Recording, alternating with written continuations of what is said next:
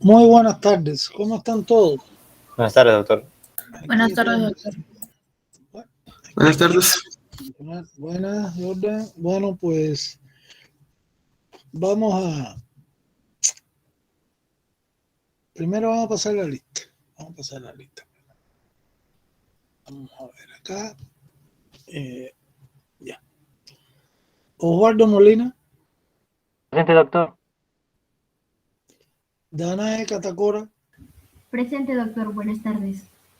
Juan Carlos Cansaya.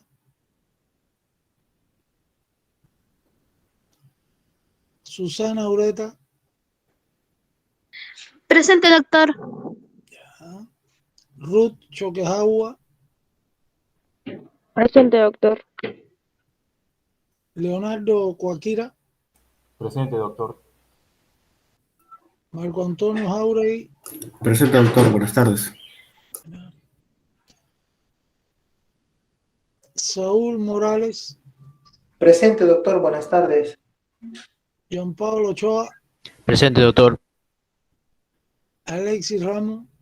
Presente, doctor. Jordan Sanra. Piero Villamontes. Piero. Presente, doctor.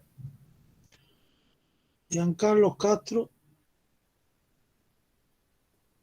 Presente, doctor. Giancarlos Castro, presente. Carlos Eduardo Castro. Presente, doctor. David Cayo.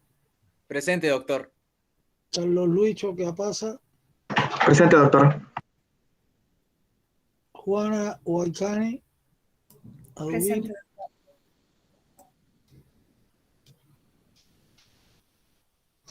Continuamos con Yederi Huerta. Presente, doctor. Pamela Mendoza. Presente, doctor. Eddie Vilca. Presente, doctor. Diego Alave. Presente, doctor. Brian Campos.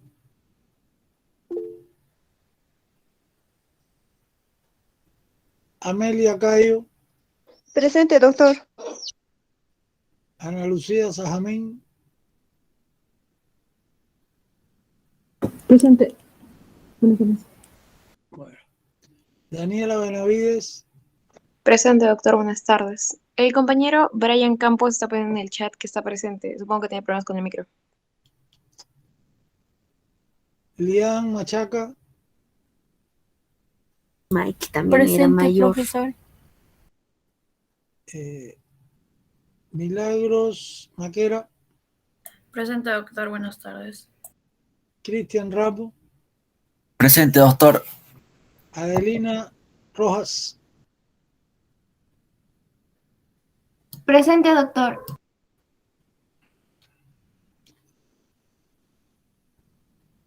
Erwin Sanizo. Yair Seire. Presente, doctor. Claudia Maciel Ticona.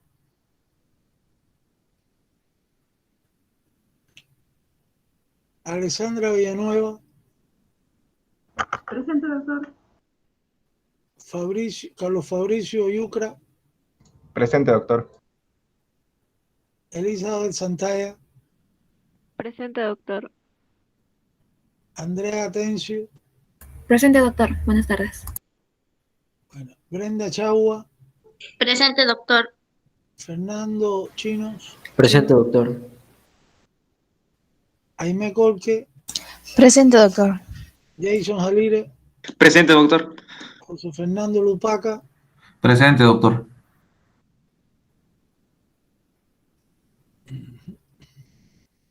Abril Nina. Presente, doctor. María Fernanda Orihuela. Presente, doctor. Lucero Quino. Presente, doctor. Nayeli Ramos. Presente, doctor. Camila Ramos.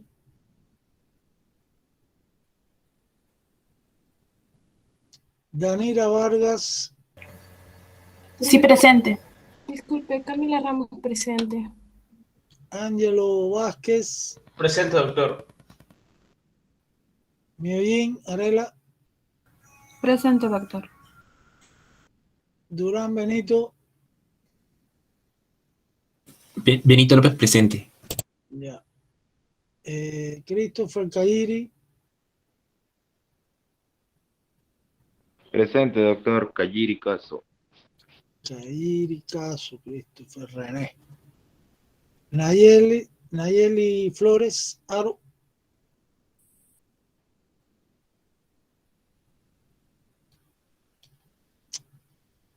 César Hualpa Bautista. Presente, doctor. Nike Guamán. Presente, doctor. Elba Mamani. Vilcarana. Presente, profesor. Milagros Medina Aguilar. Presente, doctor. Sandy Pilco. Presente, doctor. Jocelyn Quispe. Presente, doctor. Ruth Turpo.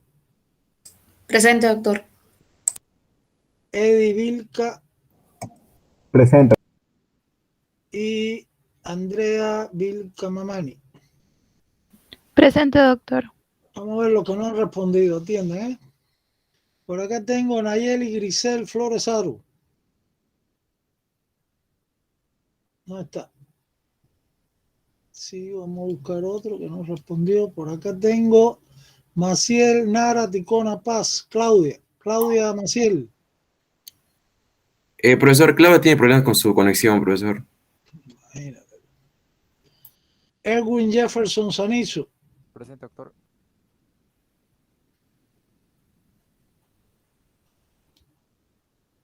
A ver, arriba. Por acá tengo Juan Carlos Cansaya. No responde. Bueno, pues tenemos un estudiante que está inasistente. 2 estudiantes.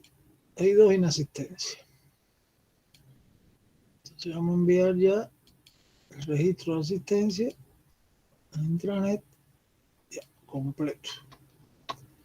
Y continuamos la actividad. Acá está.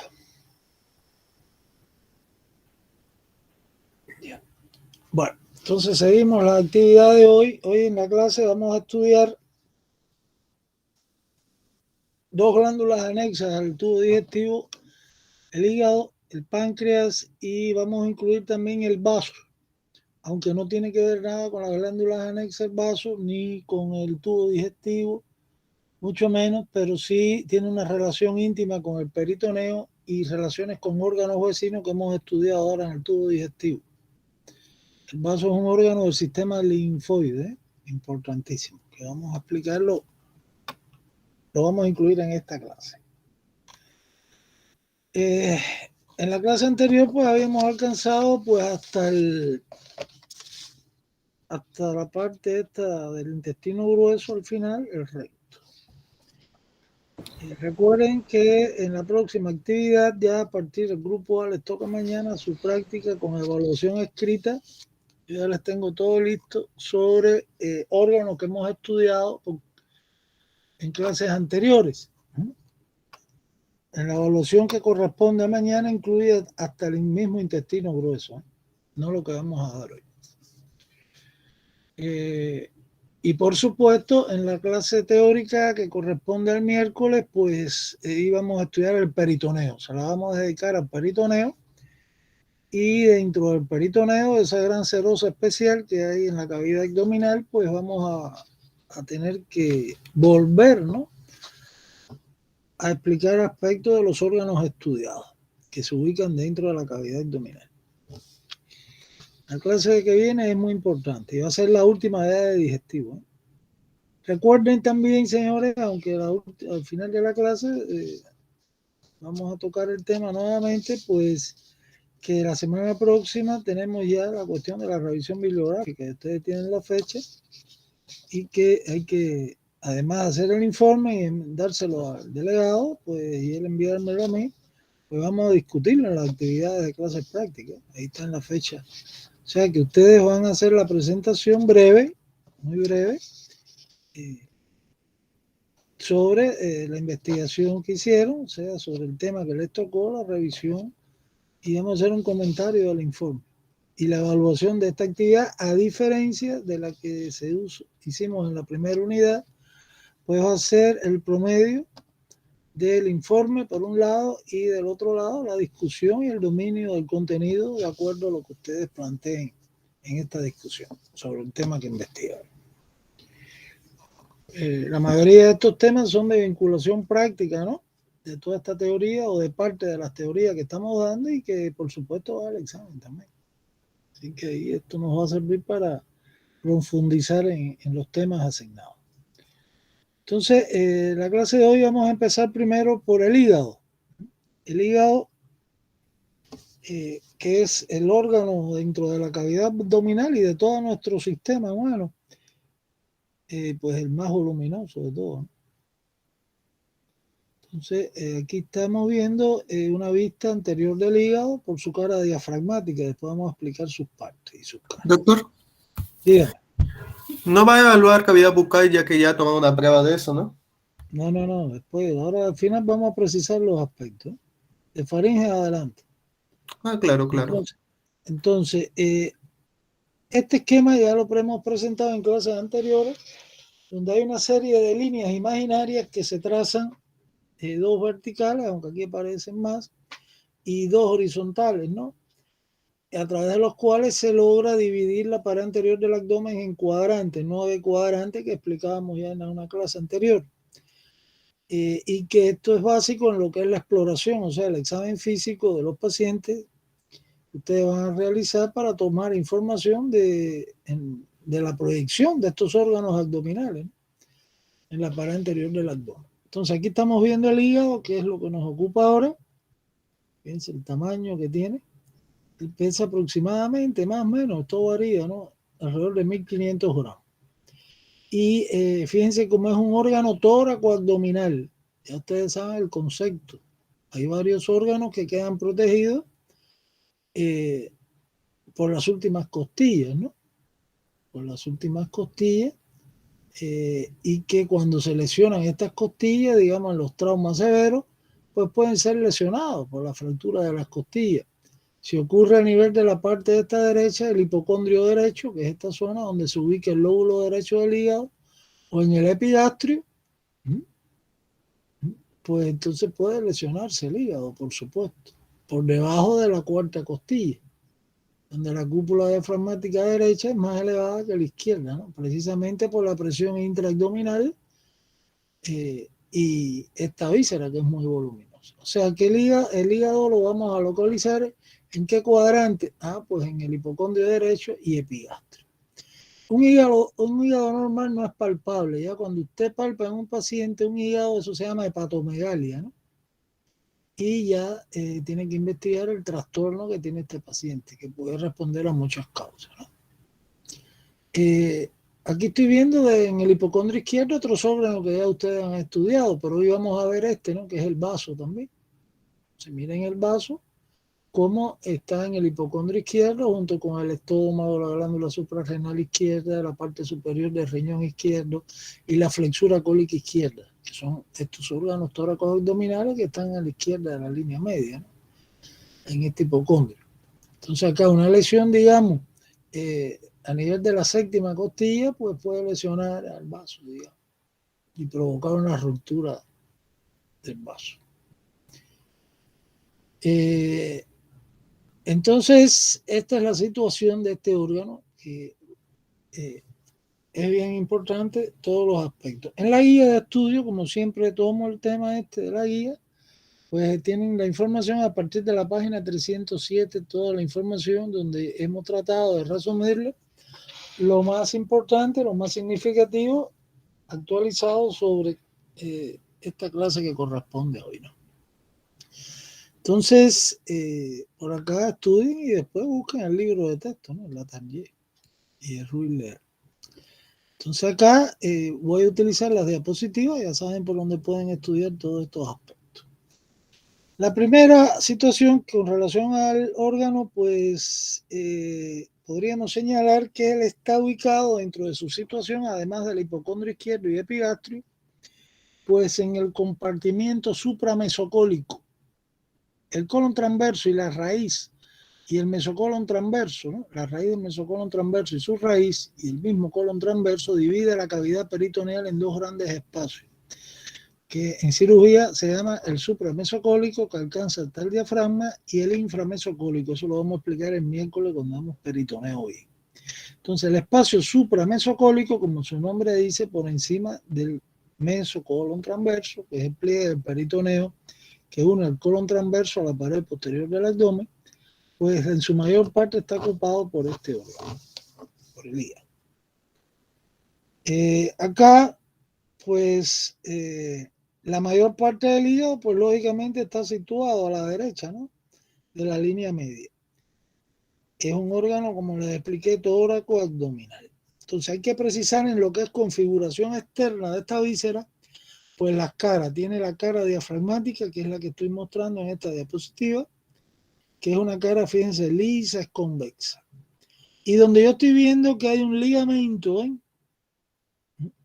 que es parte del peritoneo visceral, o sea, que es un pliegue del peritoneo desde la pared anterior del abdomen, desde la región por encima del ombligo, luego se refleja acá en la cara inferior del diafragma y de aquí se refleja sobre la cara diafragmática del hígado. Eso se llama el ligamento falciforme, en cuyo borde libre hay otro ligamento que es el ligamento redondo. El ligamento redondo es un ligamento que correspondía a un vestigio o un rudimento en la vida embrionaria de lo que es el arterio umbilical, ¿no? Entonces acá el ligamento falciforme, en cuyo borde libre está el ligamento redondo, que va a pasar luego la cara visceral del hígado, pues me divide a la cara diafragmática en dos lóbulos. Un lóbulo derecho, que es el mayor, y el lóbulo izquierdo. ¿Está claro? Entonces, la otra cara es la cara visceral, ¿no?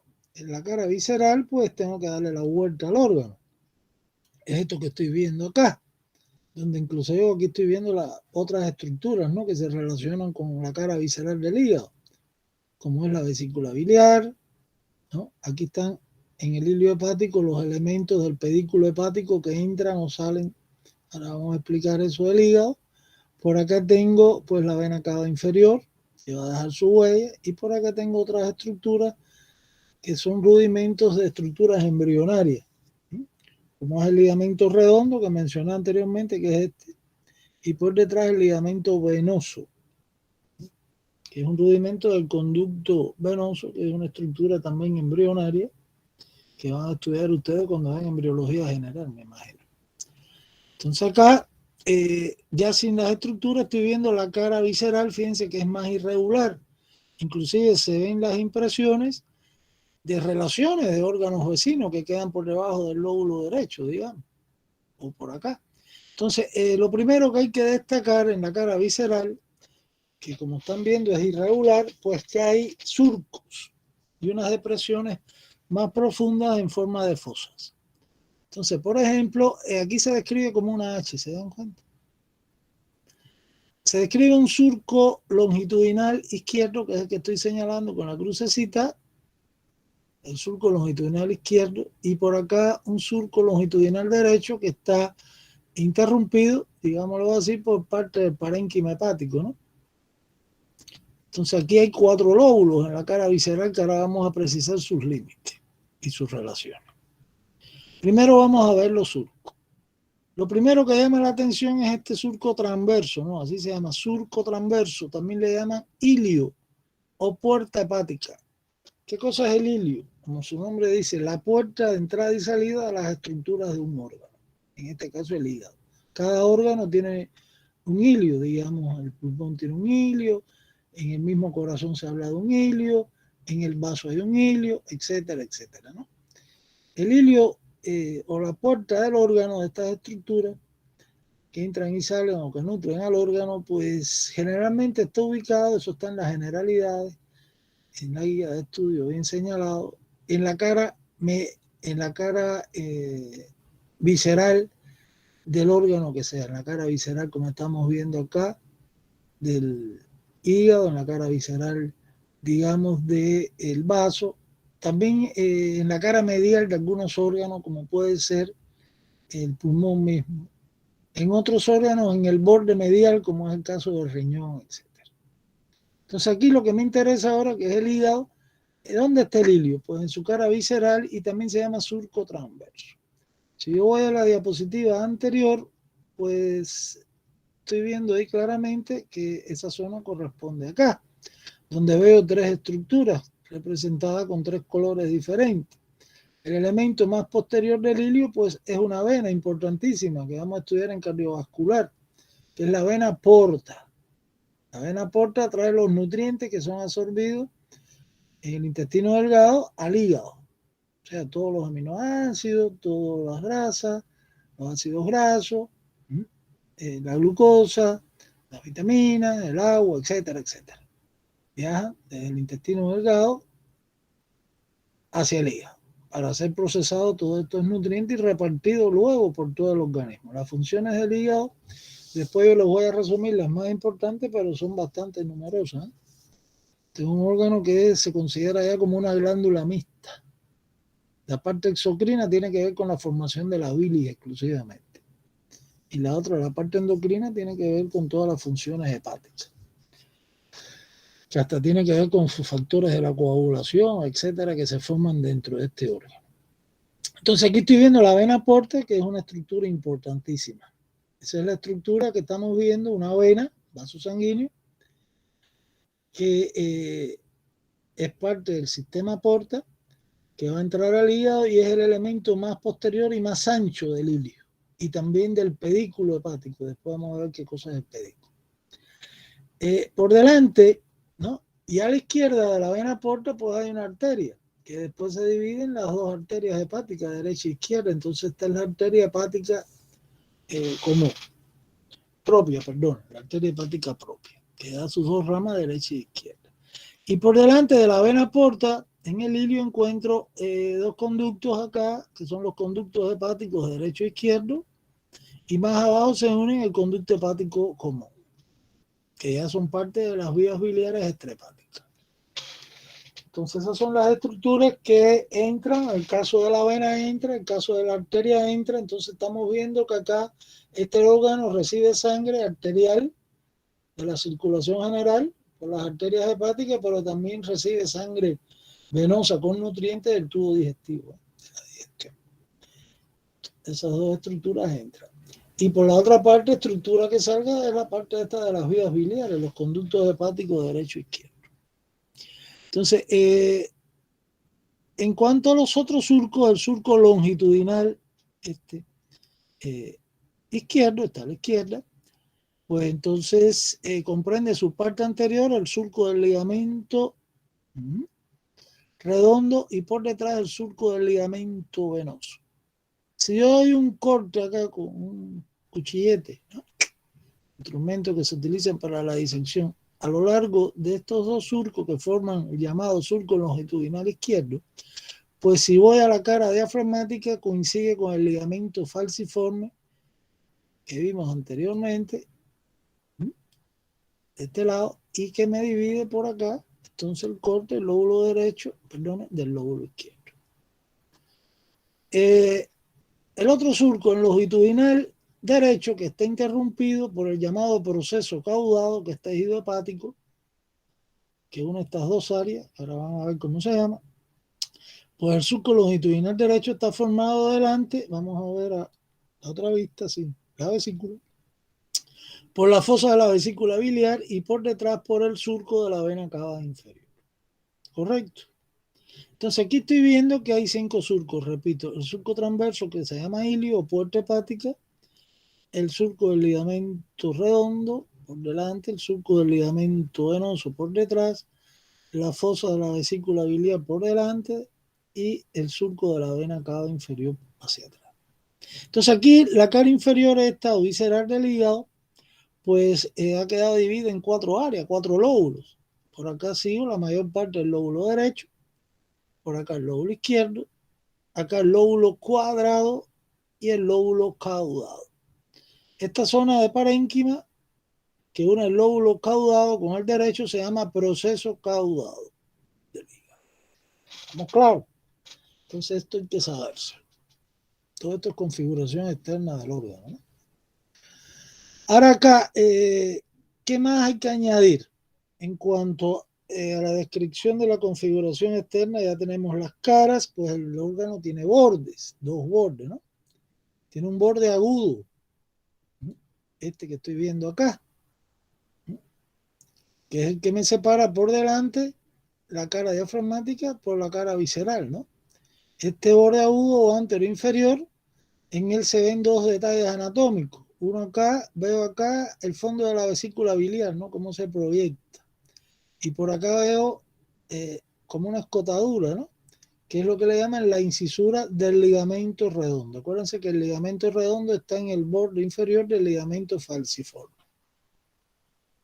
El ligamento falciforme es un medio de unión, ¿no? De sostén del hígado que se proyecta, repito, desde la pared anterior del abdomen por encima del ombligo y desde el diafragma a la cara diafragmática.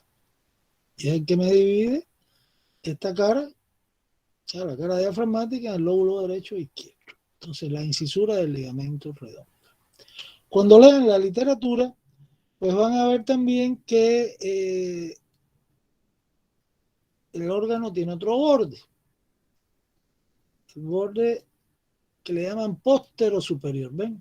Pero más que un borde, fíjense que es más bien redondeado. En la mayoría de los libros clásicos de anatomía, por ejemplo, el mismo Latarier o el Testú, sobre todo los libros estos Rubier antiguos, que son bien clásicos, pues hablan de que este borde póstero superior lo denominan como área desnuda del hígado.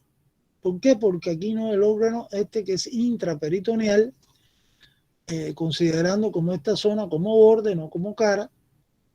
Los libros clásicos le llaman cara desnuda, no borde.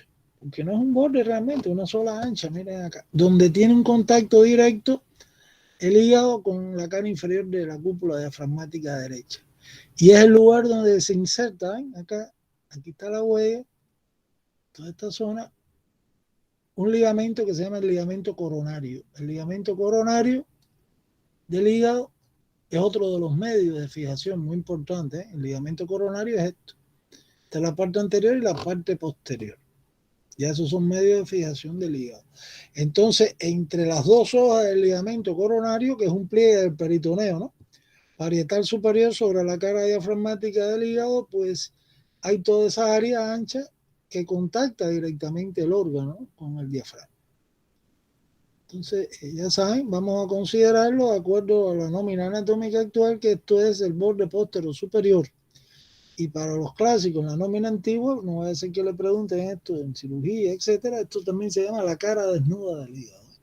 No tiene revestimiento peritoneal. Ya que hemos hablado, y voy a aprovechar esto para avanzar en el tiempo, en la explicación, vamos a tocar ahora los medios de fijación del hígado.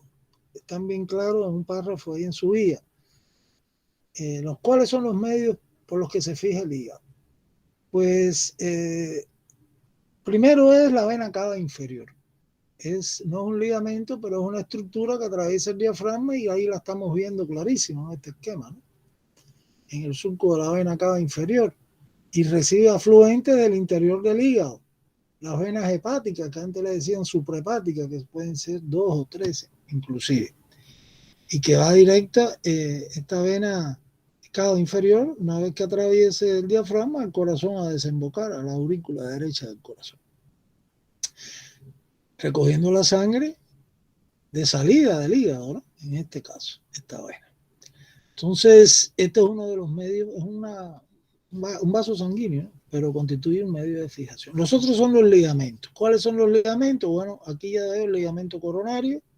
En los extremos del ligamento coronario, o sea, aquí a la derecha y a la izquierda, pues hay unos ligamentos que le llaman triangulares, por la forma que tienen, uno derecho y otro izquierdo.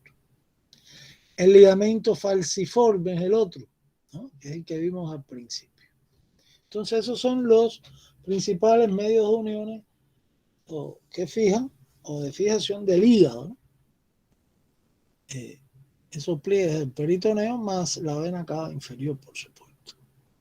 Entonces, ya tenemos acá, claro, cuáles son las caras, cuáles son los bordes, cuáles son los lóbulos. Acuérdense que por la cara diafragmática se describen dos lóbulos, derecho e izquierdo. Y por la cara visceral, pues son 4 lóbulos, porque el lóbulo derecho realmente ha quedado dividido en 3 lóbulos, ¿no?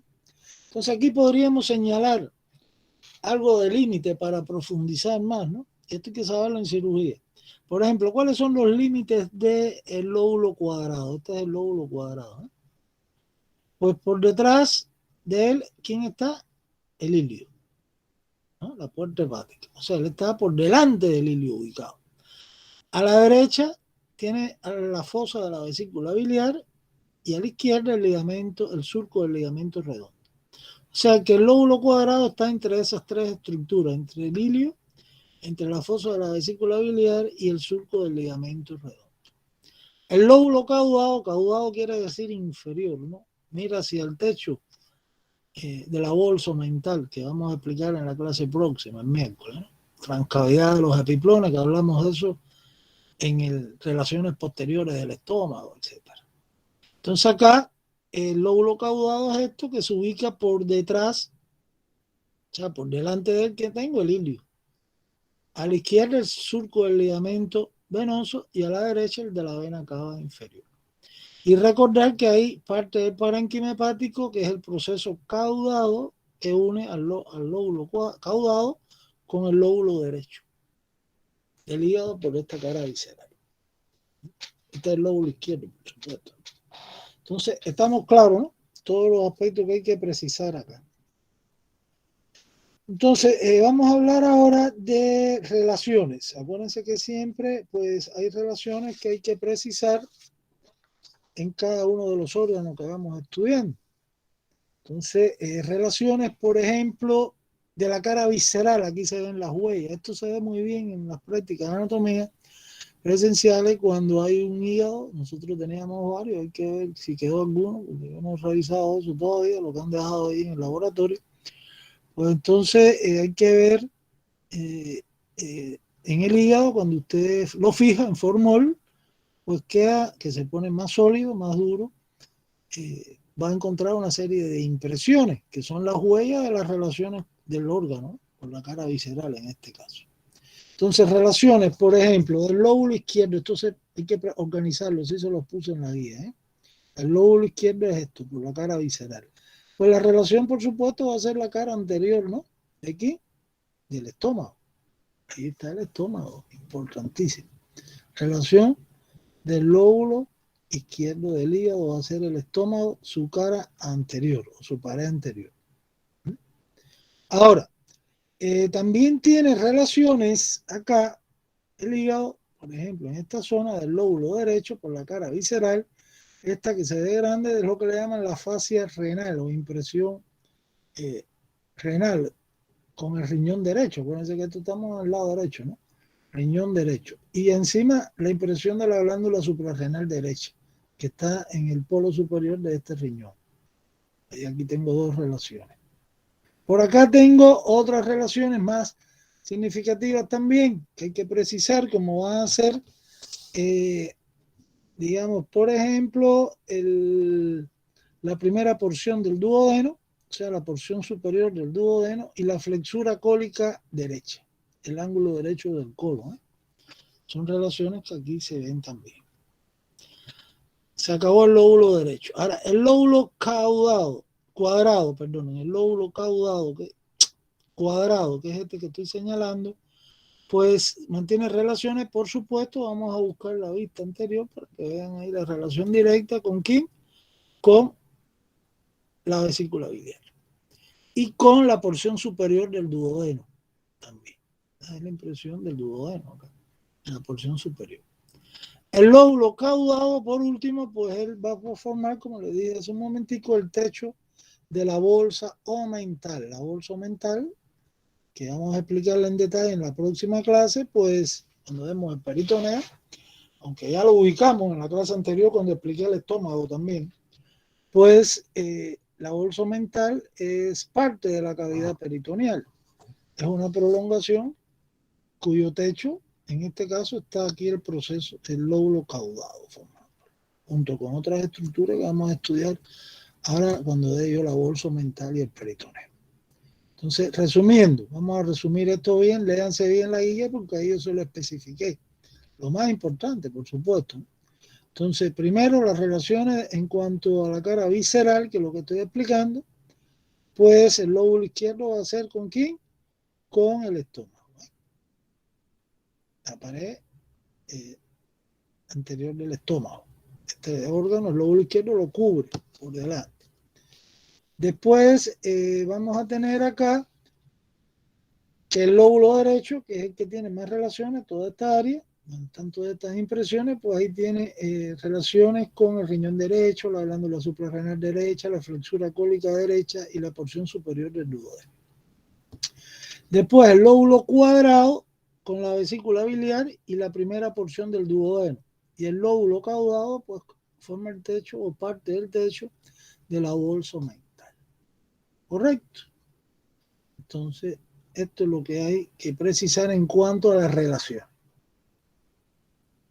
Vamos a ver otra diapositiva porque ya le expliqué lo más importante. Vamos a buscar aquí la figura de Hernetter para que vean algo de esto. Aquí hay que pasar unas cuantas diapositivas que hemos visto anteriormente, ¿eh? Entonces aquí estoy viendo la cara visceral del hígado, ¿no? Esta es la vesícula biliar. El lóbulo izquierdo no lo puedo ver. ¿Por qué? Porque tengo esta es la curvatura mayor del estómago. Retirado hacia arriba el estómago, la cara anterior del estómago, la pared anterior del estómago es la que se relaciona con el lóbulo izquierdo del hígado. Por acá tengo la relación con el lóbulo derecho, el riñón derecho y más arriba la glándula suprarrenal derecha. Y el duodeno, por supuesto, que está próximo. Esta es la bolsa mental, esta zona, que después vamos a ver que está detrás del estómago, o sea, de la pared posterior del estómago y del aumento menor.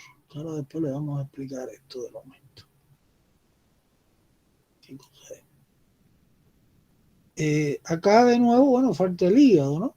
Pero ahí podemos ver sus relaciones, ¿no? Riñón derecho, glándula suprarrenal derecha, porción superior del duodeno. Falta ahí la flexura cólica. Ven, esta vista es bien importante. Ya estamos entrando aquí en peritoneo. Esto lo voy a ver en la próxima, en la clase del miércoles, que es la clase final de digestivo, donde vamos a integrar todo con el peritoneo. Entonces yo estoy viendo aquí la porción abdominal del esófago, la curvatura menor del estómago, la primera porción del duodeno. Y entonces estoy viendo acá como un pliegue, ¿no?, del peritoneo que se llama el aumento menor. En la otra nómina antigua le llaman epiplón menor. El epiplón menor pues está formado por 3 ligamentos que unen al hilio del hígado, esta es la cara visceral del hígado, pues se une hasta el hilio del hígado con el esófago, con la curvatura menor del estómago y la primera porción del duodeno. Entonces los ligamentos tienen esos nombres, ¿no? Hepatoesofágico, gastrohepático y gastroduodenal. El gastroduodenal es muy importante. ¿Por qué motivo?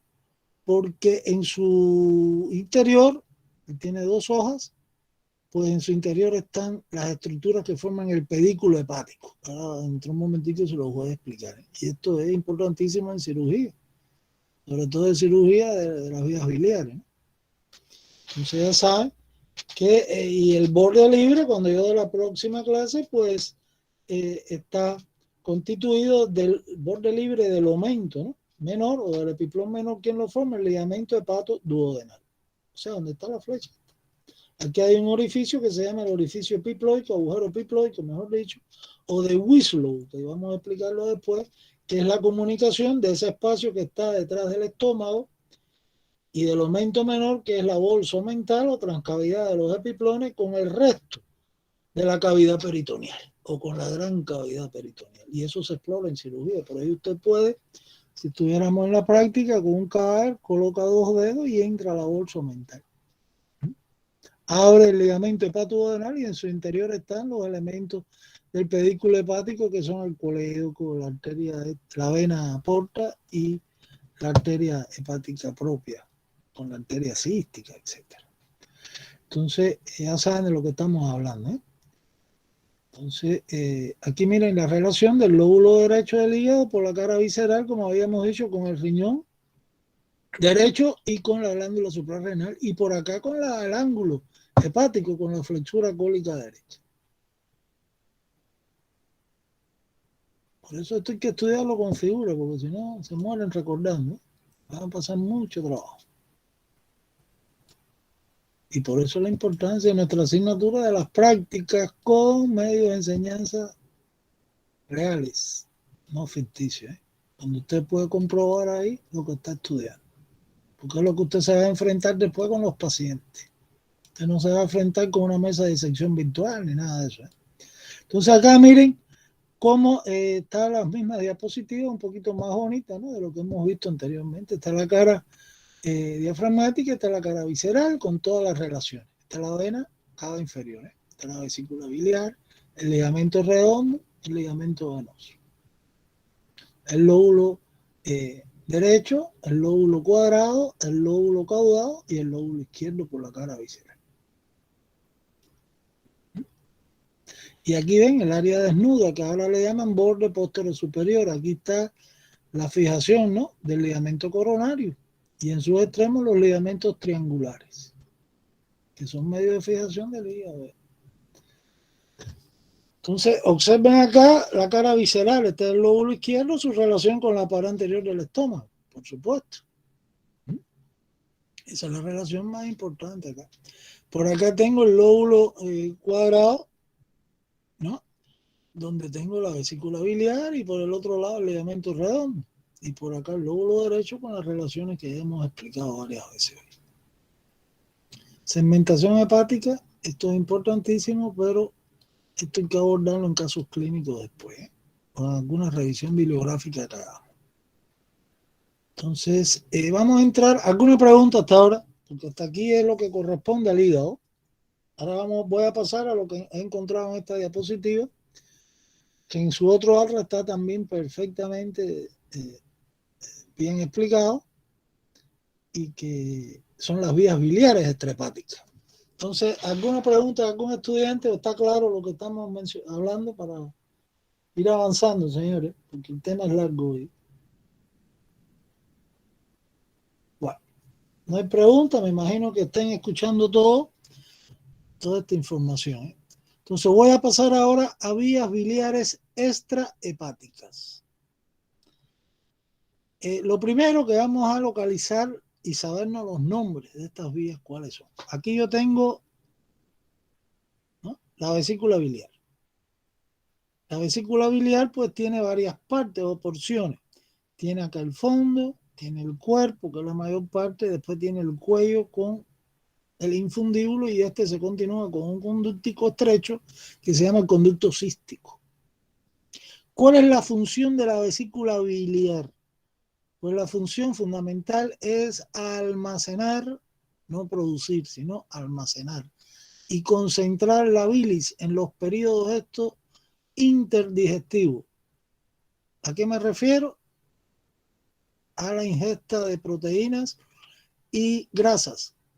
Cuando yo no estoy comiendo grasa ni proteína, pues la bilis, que se continúa constantemente produciendo dentro del hígado y se va a secretar por los conductos hepáticos derecho e izquierdo, y después el común, se va a encontrar después el colédoco, que es esto, con lo que habíamos explicado en el duodeno, con el esfínter de Oddi, o sea, en la ampolla esta hepato-duodenal, donde desemboca el colédoco por acá, y por acá el conducto pancreático principal. En la papila duodenal mayor, pues ahí hay un esfínter, fibras circulares de la musculatura lisa del duodeno, ¿no? Pues ahí cierra el orificio cuando usted no come grasa. Y la bilis, que produce constantemente el hígado, como no puede salir al duodeno, pues viaja en sentido retrógrado, entra por el cístico y se almacena en la vejiga urinaria, en la vesícula biliar, y ahí se va a concentrar. Hay algunas personas que tienen problemas en cuanto a estos aspectos de la bilis, la composición química, y crean ahí como cálculos, ¿no? depósitos, que la mayoría son de grasa, de colesterol, pero pueden ser también de calcio, ¿eh? Pueden ser litiasis vesiculares de grasa, o sea, de colesterol o de calcio, de minerales.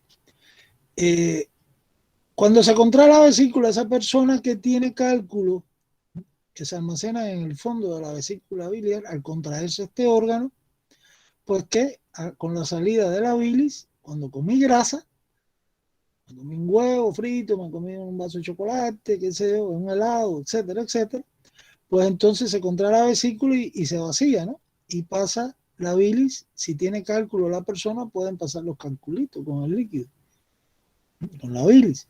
Y muchas veces se detiene en zonas estrechas, como puede ser el infundíbulo, o sea, la parte terminal del cuello de la vesícula, o puede ser en el conducto cístico, o en la terminación del colédoco, que es la parte más estrecha, ¿no?, de todas estas vías biliares, donde se impactan los cálculos estos. Y por supuesto, si hay una piedrecita allí de colesterol, hay un obstáculo, pues por encima del obstáculo, como la bilis va a seguir circulando, se va a dilatar el conducto y va a producir un dolor reflejo, ¿no?, que son los cólicos esos biliares que son insoportables, ¿no?, los pacientes. Llegan todos a emergencia donde hay que ponerle inyecciones, venoclisis, etcétera, para relajar toda esa musculatura, inhibiendo el parasimpático. Entonces, se dan cuenta de lo que estamos hablando. En la vesícula biliar, lo que se almacena y se concentra la bilis. Y cuando un individuo tiene colelitiasis, o sea que tiene cálculo, digamos, el colédoco, su porción terminal, o en el cístico, o en el cuello, en el infundíbulo, que es parte del cuello de la vesícula biliar, o en cualquier zona estrecha de la vía biliar, pues ya eso es un cólico hepático de eso. Y se hace la cirugía a veces para evitar que se rompan esos conductos, porque imagínense que se rompa un conducto, la bilis va a salir a la cavidad peritoneal y va a producir una reacción química del peritoneo, una peritonitis, que eso puede llevar hasta la muerte al paciente. Y esas operaciones, la mayoría deben hacerse programadas, ¿no?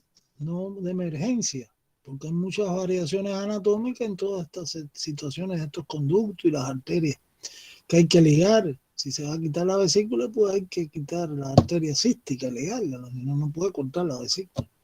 Estas operaciones ahora actualmente se hacen muy sencillas, pero hay que ver bien, escoger bien al que opera. No vaya a ser que deje residuos de cálculo y se repita cuando se hace una endoscopía. Ahora se hace con 3 punticos, ¿no? Y el postoperatorio es muy bueno. Pero a veces quedan residuos que hace que el paciente vuelva a requerir una intervención quirúrgica cuando el cirujano, por endoscopía, pues no revisó bien estos conductos y los limpió completamente. Entonces se extrae, por supuesto, la vesícula, y después ya la bilis viene directamente al hígado, al duodeno, después de una operación de vesícula, ¿no?, o de vías biliares por un cálculo. Entonces, fíjense la importancia de todo lo que estamos hablando. Acá, pues, tienen que saber las partes de las vías biliares, la junta de examen que está incluido ahí en su guía. Entonces, ¿quiénes son? En orden: el conducto hepático derecho, de la derecha, el izquierdo. Al unir, esos salen por el hilio del hígado, ¿no?, con la bilis que produce el hígado. Después se unieron conducto hepático común. El conducto hepático común recibe a su derecha el cístico que viene de la vesícula. Y luego el colédoco. El colédoco, ya hemos hablado en varias clases de esto, desde duodeno estamos hablando del colédoco, pues es la parte más larga, ¿no?, de estas vías, puede tener hasta 7 centímetros más o menos. Y en cirugía, en las personas que tienen los cálculos, esto se dilata mucho su diámetro y permite su identificación, pero en un cadáver, cuando usted lo diseca, pues se confunde mucho por su diámetro, que es muy parecido al de las arterias dentro del pedículo.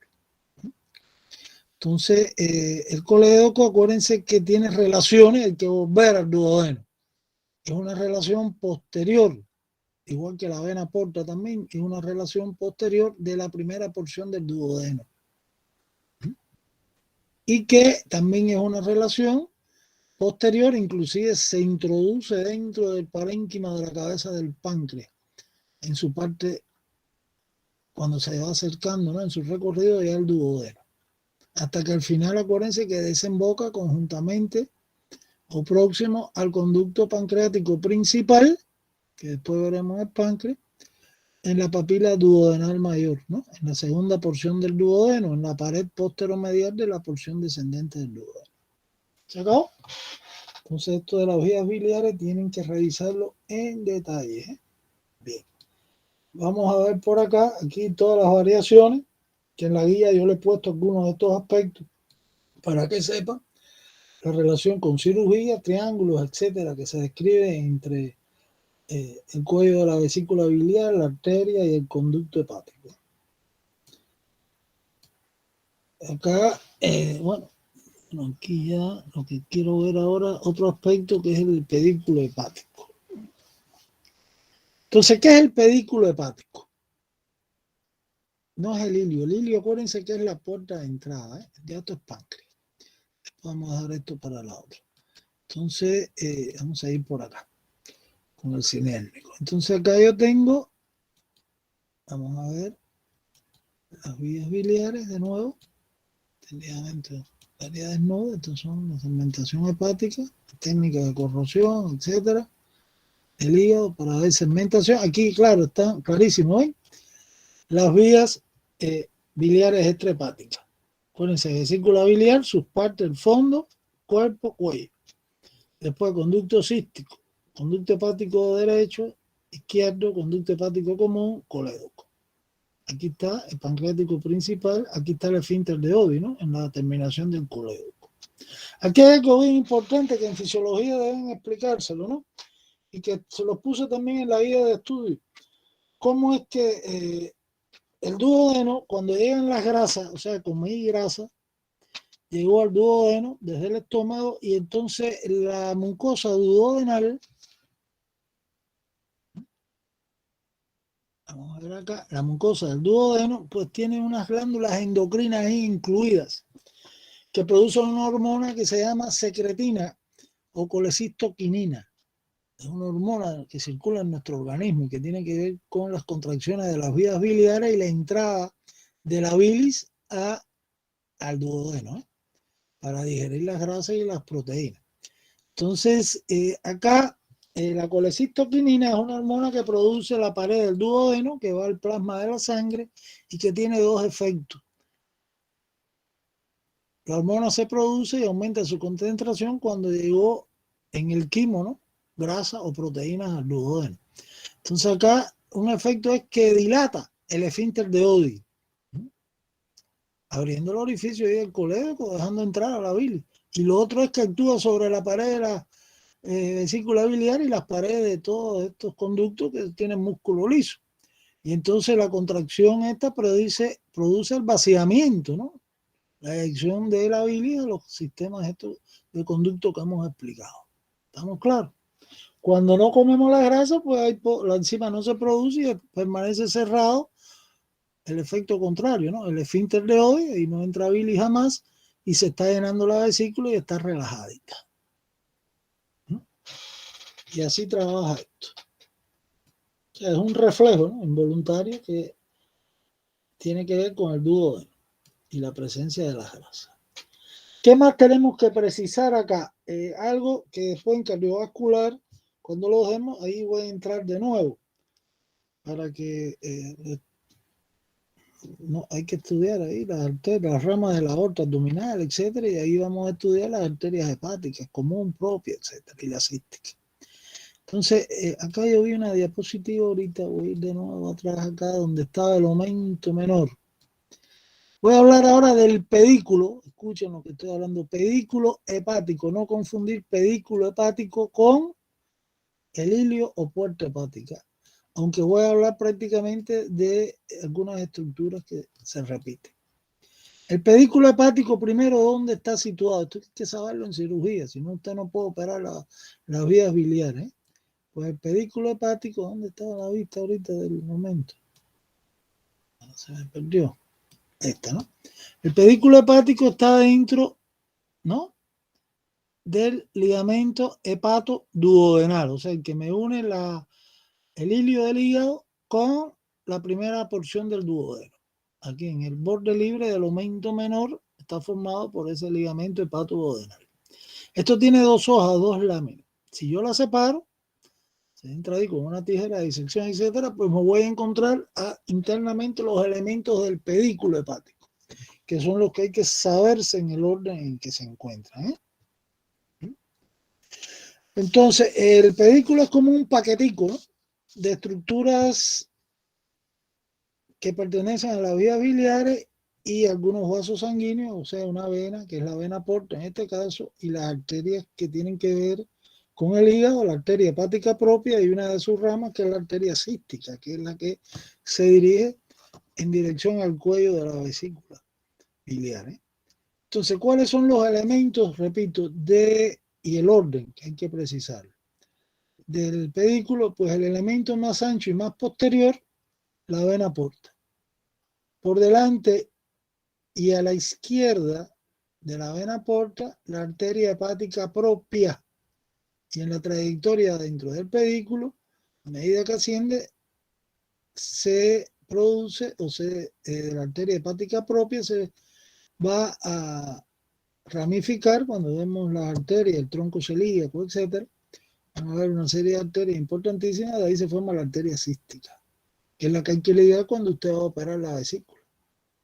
Antes de cortar la vesícula, se liga esa arteria. Y eso hay que localizarlo dentro del pedículo hepático. Y el otro elemento es el conducto colédoco. El conducto colédoco es la estructura que está por delante, ¿no?, y a la derecha de la vena porta. ¿Estamos claros? Aquí estamos hablando, ¿no? Entonces revisen esto bien del pedículo hepático, las estructuras que lo forman,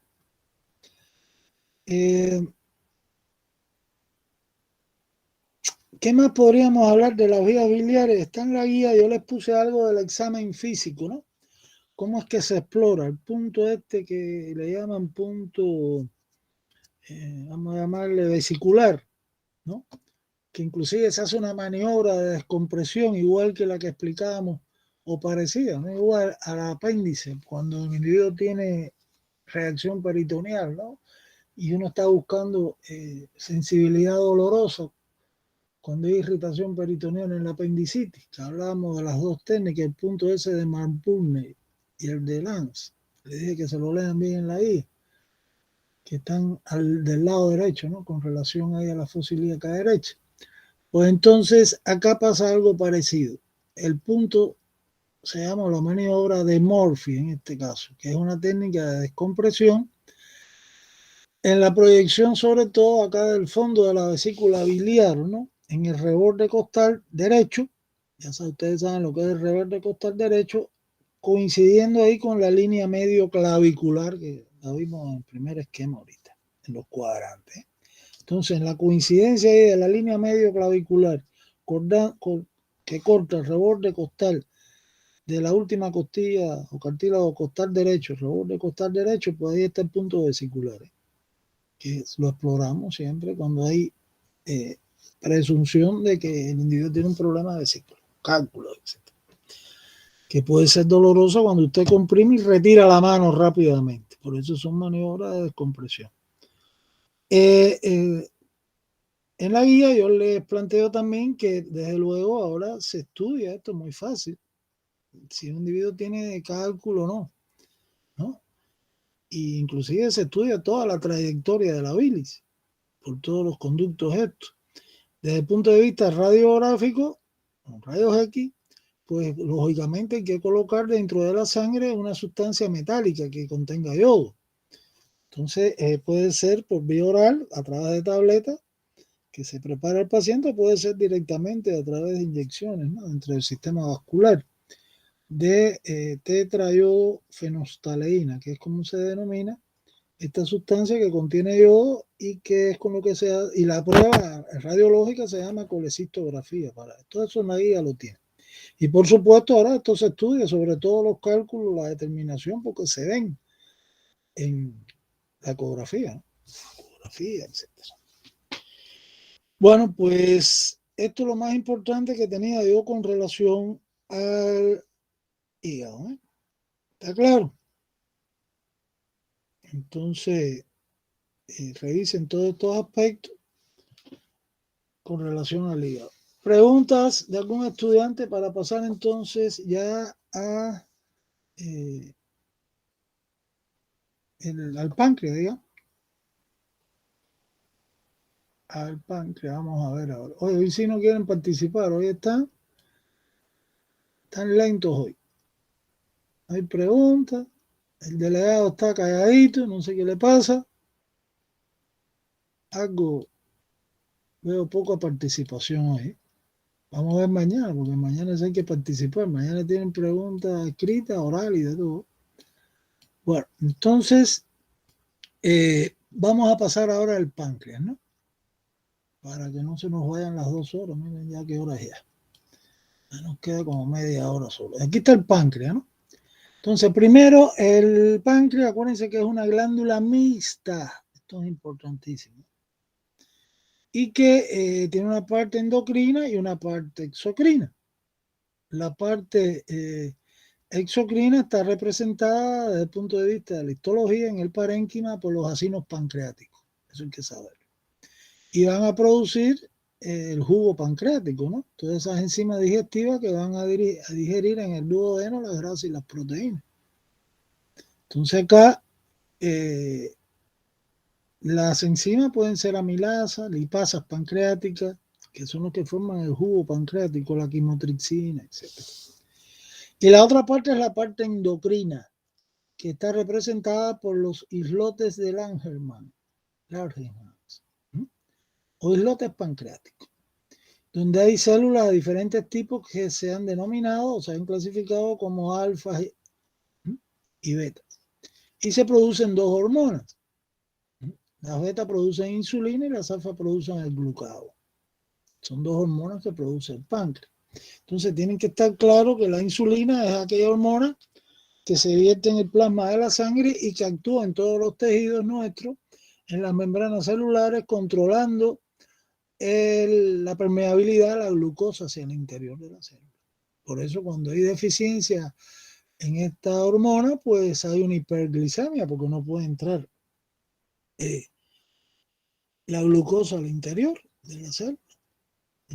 Y tiene que concentrarse entonces en la sangre. Y buscar salida a través de la orina, etc. Que son los problemas de la diabetes mellitus. Y acuérdense que hay 2 diabetes, la tipo 1 y la tipo 2. Esto lo vamos a estudiar en detalle en segundo semestre, cuando demos ahí el sistema endocrino en la primera unidad, ¿no?, del próximo semestre, en lo que es anatomía 2. Entonces, pero ya hay que saber esto. Y la otra hormona se llama glucagón, que tiene efecto opuesto a la insulina y trabaja en el hígado, almacenando nutrientes a partir de la glucosa en forma de glicógeno. Esa es una de las funciones del hígado, almacenar nutrientes en forma de glicógeno. Cuando órganos que necesitan para su actividad diaria glucosa como elemento fundamental energético, como es el caso del cerebro, el sistema nervioso, todas las estructuras encefálicas o los músculos del aparato locomotor, pues cuando ocurre esto, yo tengo una gran actividad intelectual porque estoy estudiando mucho, estoy muy presionado con el trabajo y estoy trabajando mentalmente mucho, pues hay mayor consumo de glucosa por el cerebro. Y cuando estoy haciendo deporte ocurre lo mismo. En los mismos maratonistas, pues ocurre esta situación que movilizan desde el hígado el azúcar, la glucosa, que está depositada ahí, está almacenada como glicógeno. Entonces hay una conversión de glicógeno en glucosa que va hacia estos órganos que mencioné y aumenta en el plasma de la sangre la concentración de glucosa, por supuesto. O sea, tiene el efecto opuesto a la insulina. La insulina disminuye el azúcar en sangre y el otro lo eleva, porque está moviendo el azúcar del hígado hacia los músculos o hacia el encéfalo.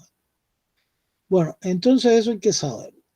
La porción esta, el órgano, perdonen, en cuanto a la situación del páncreas ahora, para hablar ya del órgano como tal en anatomía, pues es una situación profunda, está aplicado contra la pared posterior del abdomen, ¿no? y cubierto por delante su mayor parte. Cuando digo su mayor parte voy a precisar la cabeza y el cuerpo, no la cola. Aquí se ve algo de esto, una figurita. Pues está cubierto por el peritoneo parietal posterior, igual que la mayor parte del duodeno, ¿no? Habíamos dicho en la clase anterior. O sea que estas son estructuras retroperitoneales, igual que la vena cava inferior, la aorta y todas sus ramas. Entonces ya saben, es un órgano que está situado profundamente y que la cabeza y el cuerpo son retroperitoneales. La cola, como su nombre dice, es la que se mueve. Y usted cuando hace una laparotomía exploratoria, o sea que abrió el abdomen, pues la localiza y puede movilizarla. ¿Por qué? Porque está recubierta de peritoneo visceral por todas sus partes. Y permite la movilidad. O sea, es intraperitoneal la cola. El órgano, fíjense cómo atraviesa toda la pared posterior del abdomen de derecha a izquierda, ¿no? Y por supuesto, por detrás de él hay una serie de órganos que ahora vamos a precisar su relación. Y que, por ejemplo, cuando hay una inflamación del páncreas, eso se llama pancreatitis, puede ser aguda, puede ser crónica, pues el dolor que refiere el paciente generalmente es un dolor intenso, insoportable, a veces hay que poner hasta morfina en los calmantes cuando están hospitalizados, que atraviesa el abdomen de derecha a izquierda. Es lo que le llaman dolor en barra en clínica, cuando es semiológico. Entonces, cuando un paciente sabe que tiene dolor desde el hipocondrio derecho hasta el izquierdo, ¿no? Atrás, toda esta región profunda y posterior del abdomen, pues esto ya saben que posiblemente sea una patología del páncreas. ¿Qué más tienen que saber del páncreas? Que él tiene partes, porciones, cabeza, cuerpo, cola. Algunos libros mencionan el cuello, ya eso se ha eliminado en la nómina actual, y hablan de cuello o de istmo. Istmo quiere decir esta zona estrecha en la continuidad de la cabeza con el cuerpo, ¿no? Entonces, pero bueno, en los clásicos hablan del cuello también del páncreas. El cuerpo, en este caso, pues tiene forma prismática. ¿Qué quiere decir? Que tiene una cara anterior, una cara posterior y la cara inferior, que es la más estrecha. Y tiene bordes, tiene un borde superior también, ¿eh? Este órgano. Entonces, en cuanto a las relaciones, pues aquí tienen que tener cuidado. La primera relación es con el peritoneo, ¿no? La cabeza y el cuerpo lo cubren por delante el peritoneo parietal posterior. Y la cola está cubierta por todas partes, o sea, es intraperitoneal. El cuerpo y la cola son retroperitoneales. Eso lo expliqué en la posición. Ahora, en relaciones, por ejemplo, la cabeza, que es esto que ya hemos hablado, pues está enmarcada por la primera, la segunda y la tercera porción del duodeno. Son relaciones que hay que precisar acá. Igual que, como dije anteriormente, por detrás de la cabeza, inclusive se mete dentro del parénquima, próximo a la desembocadura después, en la segunda porción del duodeno, pues por ahí corre aquí en el colédoco. La relación posterior es el colédoco.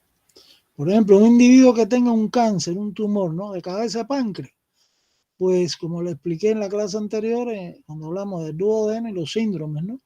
Aquí hay un síndrome obstructivo donde se comprime la desembocadura del colédoco y por supuesto va a tener una coloración amarilla intensa ese hombre, un íctero muy pronunciado en todo su organismo por los problemas de la bilis, los pigmentos biliares, ¿no?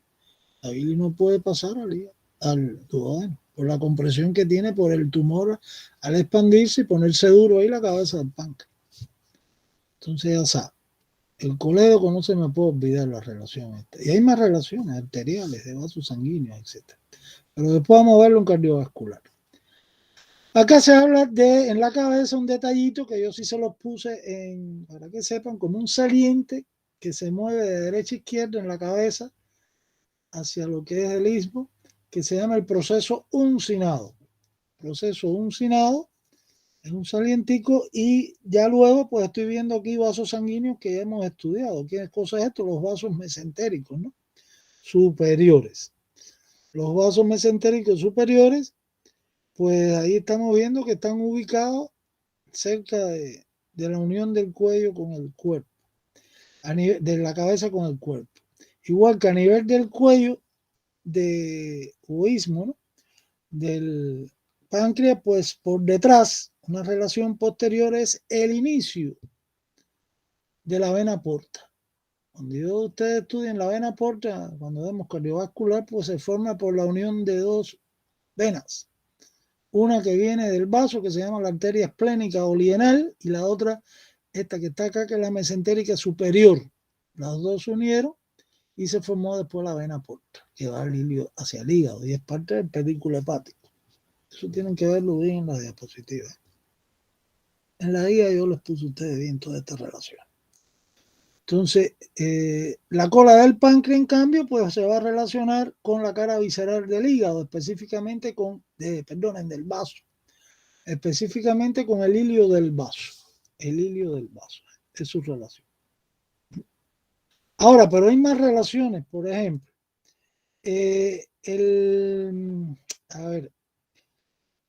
acá el cuerpo, ¿no? Pues por debajo, su cara inferior con 15 relaciona acá con la flexura duodeno-yeyunal. O sea, con la terminación acá de la porción ascendente del duodeno y el inicio del yeyuno. Este es el ángulo duodeno-yeyunal que tiene una relación ahí con la cara inferior del cuerpo. Y en la cara posterior, que aquí no puedo verlo por detrás, pues está la vena que viene desde el vaso, que va a formar a nivel del cuello la porta, ¿no? ¿Qué vena es? La vena esplénica o lienal. Una vena gordísima, gruesa, de gran calibre que hay ahí.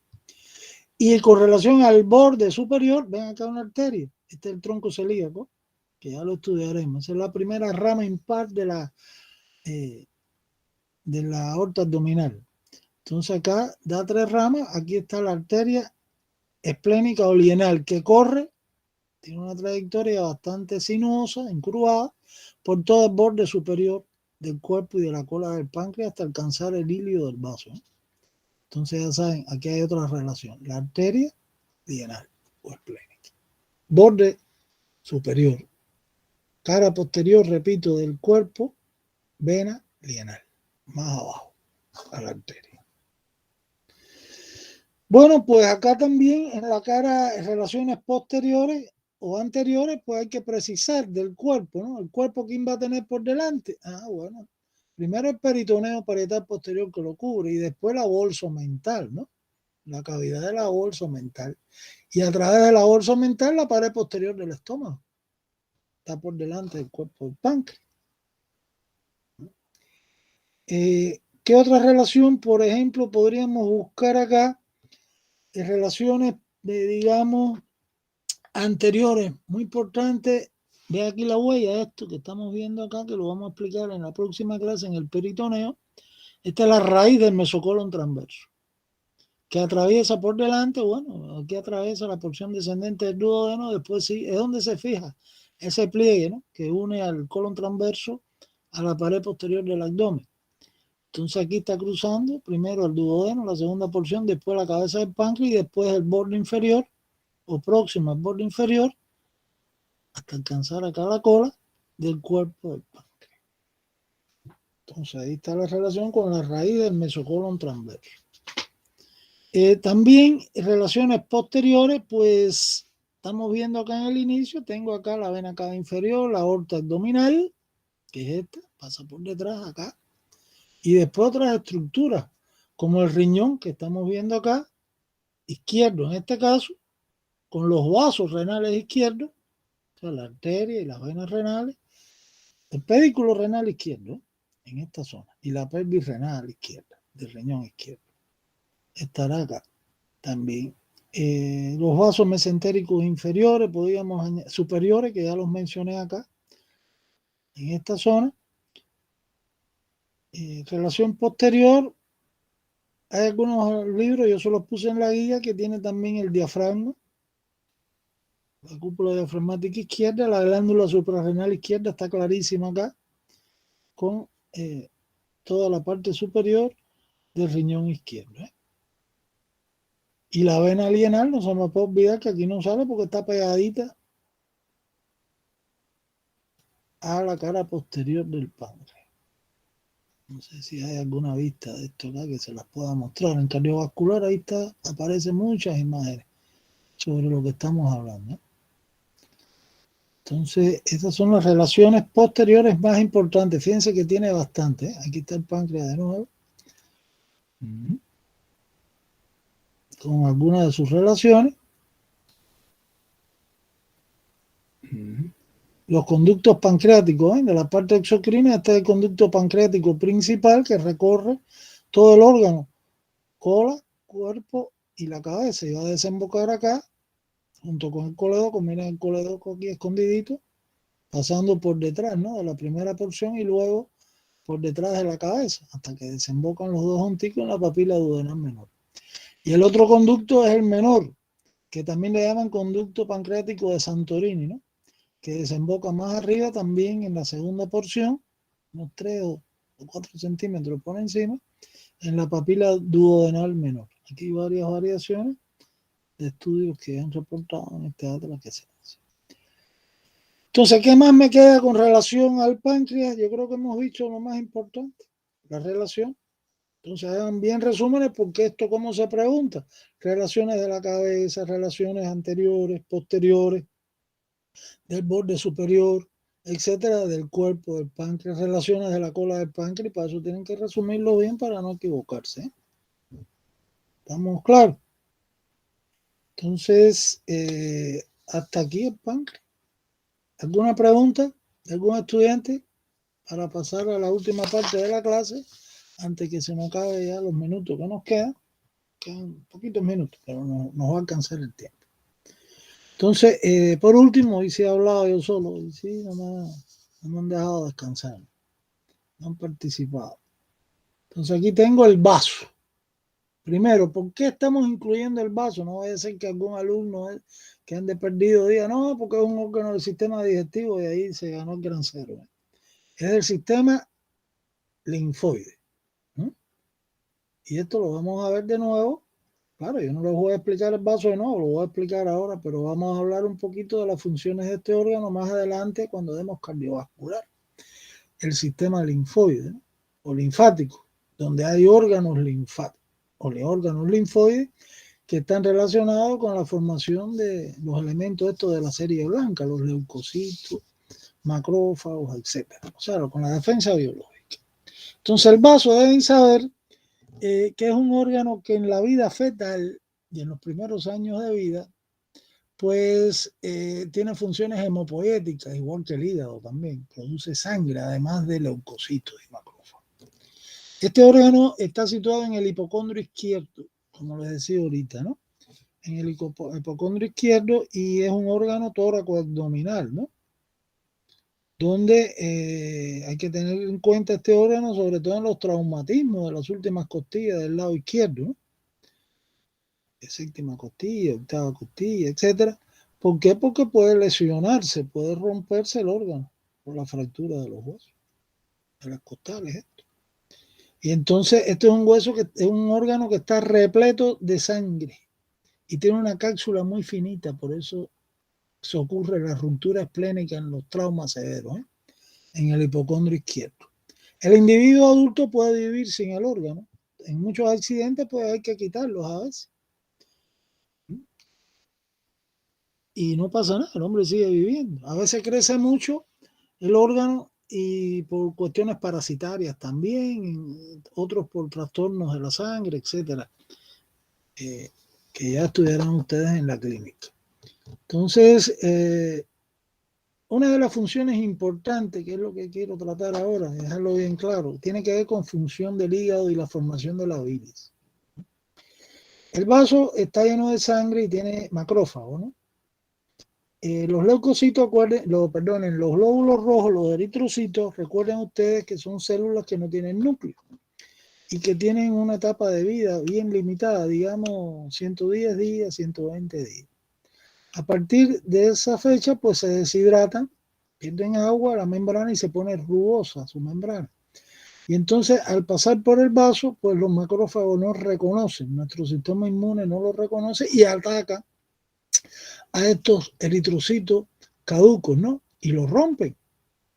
Se vierte afuera la hemoglobina, y de la hemoglobina se obtienen los pigmentos biliares y hierro también, por supuesto, que contiene la hemoglobina.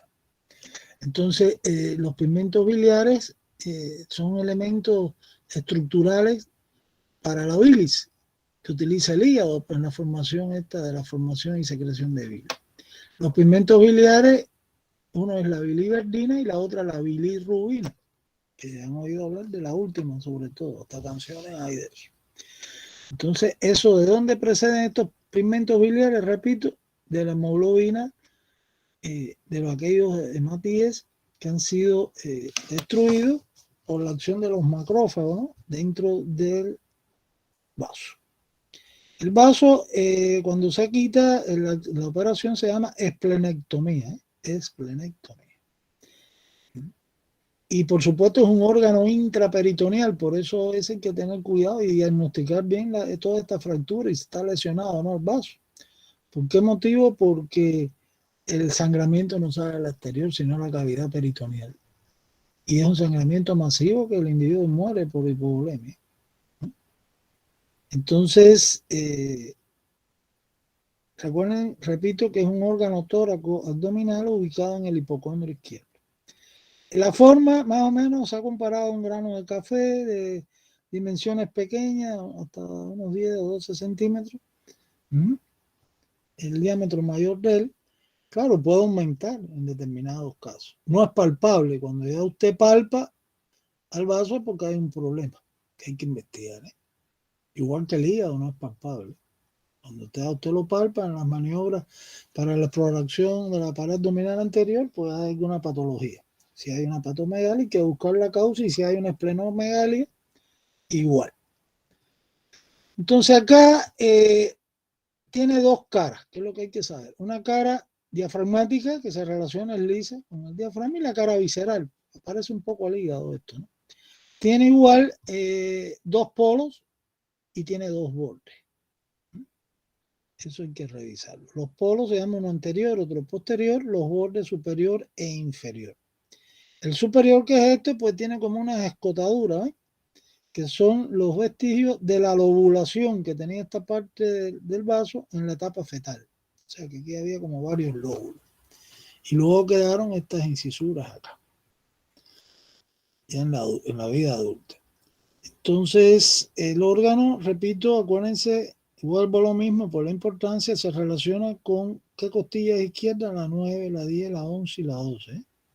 Importante, ¿eh?, ante la fractura de estas costillas. Puede haber una ruptura del vaso. A veces salimos corriendo sin hacer ejercicio, a muchos nos ha pasado eso y nos duele el hipocondrio izquierdo cuando corremos, etc., ¿no?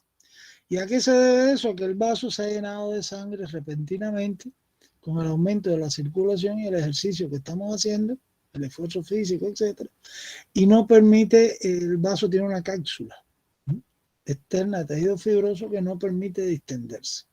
Y la comprime y produce ese dolor que ante el reposo al ratico desaparece, ¿no?, cuando nos duele ahí el hipocondrio izquierdo. En cuanto a la cara visceral, que es importante esto que resuman esto bien, lo primero que veo es el ilio, ¿no?, en el centro. Y entonces estoy viendo una serie de huellas de sus relaciones, que se llaman como fascias, ¿no?, o caras. Entonces, ¿cuáles son las principales relaciones? Bueno, la del estómago, que está por delante del ilio. Por acá la glándula suprarrenal izquierda, con el riñón izquierdo. La flexura cólica izquierda. Perdón. Acá. Entonces, ¿qué otra? En el ilio, no se me puede olvidar la cola del páncreas, por favor, directamente con el ilio. Entonces, esas son las principales relaciones de la cara visceral, que aparecen en la mayoría de los textos de nuestra asignatura. Repito, el ilio con la cola del páncreas, después el estómago, la flexura cólica izquierda, el riñón izquierdo, la glándula suprarrenal izquierda, y acuérdense que está rodeado por todas sus partes por el peritoneo, o sea, es un órgano intraperitoneal, o sea, la relación con el peritoneo visceral, que lo cubre completamente. Entonces, bueno, esto es lo más importante que yo tenía para ustedes con relación a estas vísceras que nos quedaban pendientes, ¿no?, para ir combinando ya el estudio del sistema digestivo. Repito, la clase próxima pues se refiere al peritoneo. Y ahí vamos a hacer una integración completa de muchos órganos abdominales, sus relaciones con el peritoneo y entre sí, etc. Entonces, Si tienen preguntas, este es el momento de hacerlo. Si no, le voy a dar otra orientación ya para terminar la actividad. A ver dónde yo tengo apuntado ahora lo otro que quiero decirle a ustedes. A ver dónde puse esto. ¿Hay alguna pregunta? Oye, Jordan, ¿estás calladito hoy? Creo que te han regañado. ¿Eh? ¿Qué ha pasado? Solo digo, diré que tengo que ponerme al día. Bueno, fíjate que hay que bastante que estudiar. ¿Eh? Entonces, mira, el otro orden que hay que decirle a los muchachos es que hay que seguir haciendo esquemas de estos del Netter, ¿no? ¿Qué figuras corresponden ahora? Pues 8, 6, 7, 8, 9 y 10. De la 8, 6 a la 8, 10. Acá ya está el Netter, por si quieren mostrárselo para que tengan idea. Esto los va a ayudar también a entender bastante bien todas estas clases. Estos dibujitos están bien interesantes. Así que estudienlo aquí bien con detenimiento. Creo que habíamos llegado hasta la 8.6 en el estómago, no recuerdo bien, ¿eh? En las que le dejé pendiente, ¿no? O no, fue hasta... Bueno, hay que hacer toda esta figurita, hay que enviarme esto ya. Esta la vamos a dejar para la clase próxima, que es peritoneo. ¿Correcto? No, habíamos llegado hasta la 8.4, anteriormente. Entonces, peritoneo, la clase próxima, el miércoles, esto lo vamos a poner después de tarea también. Vayan adelantándolo si pueden. Después, aquí ya tengo la parte del estómago, que es, miren, el aumento menor y todas estas cuestiones que hemos hablado hoy. Por aquí pueden revisarla. Esa es la 8.6. Después la 8.7, este intestino delgado. Clarísimo ahí, el duodeno, con todos los elementos, el yeyuno ilio, el mesenterio, las vellosidades intestinales, etc. Después el intestino grueso, muy buena esta imagen, con el recto también. Todos estos señalamientos, aquí están las tenias, ¿eh? Una de las tenias. Entonces, seguimos. El hígado, que es lo que hemos explicado hoy, por la cara diafragmática, la cara visceral. Y después tengo acá las vías biliares, completicas, ¿eh? Hasta su desembocadura. Con sus relaciones, ahí está inclusive las relaciones, ¿eh? El páncreas igual, todos los aspectos que hemos señalado. O sea, hasta las 8:10 son las imágenes que hay que seguir. Después ya viene, creo que respiratorio, etc. Quedaremos la próxima semana. Entonces, bueno, señores, hay que estudiar bastante, como se están dando cuenta, y esto se va a ir incrementando cada vez más. Cuando llegue cardiovascular, que va a ser lo último, pues va a ser la parte más dura, porque es donde hay más información, ¿no? En todo este curso del primer semestre. Entonces, bueno, hasta aquí yo la información que tenía con ustedes son las 8:11, las 6:11, las 6:11. Yo creo que hemos cumplido los objetivos. Brian está levantando la mano, a ver qué pasó. Brian Campos.